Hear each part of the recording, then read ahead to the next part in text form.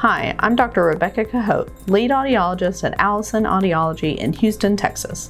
Today, I'm going to go over how to change your domes. Cleaning and changing your domes is very easy and can be done at home to maintain your hearing aids. I'll show you how to change the domes. The Sonic Captivate hearing aids, you would just peel it off.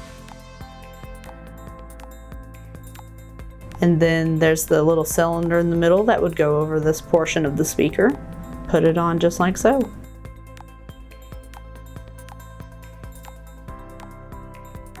Now that's how you change your domes. You can also clean them by using a brush such as this. And you can brush any wax or debris that's on the end of the dome off just like this. You can't brush too much, but if you can visibly see any wax or debris from your ear on the dome, just go ahead and brush it off. You don't want to stick anything down into the dome or anything like that to clean it off. And that's how you can clean and change domes. Now we're going to show you how to change the filter on the Sonic Captivate hearing aids. You would need to remove the dome. You can take your brush and brush any debris that you may see. Secondly, you'd take your black wax filter. So you would place the end. You would kind of hear it snap in. Remove it. Flip it around. And place it in again. Then you would just place your dome back on the speaker.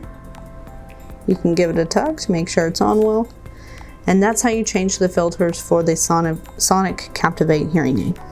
Now I'm going to show you how to clean your microphones. Every hearing aid is a little bit different. We have the Sonic Captivate hearing aid. So this one's a little bit harder to see, but you have a microphone here, here, and then on the side. Brush those microphones out. You want to make sure you're doing this every night to keep those microphones clean and free of debris, because debris can build up on those microphones over time. And that is how you can keep your hearing aid microphones in tip-top shape and hearing great. Be sure to like and then subscribe to our page so that you're aware of the latest information that we've posted. We hope you find these resources helpful.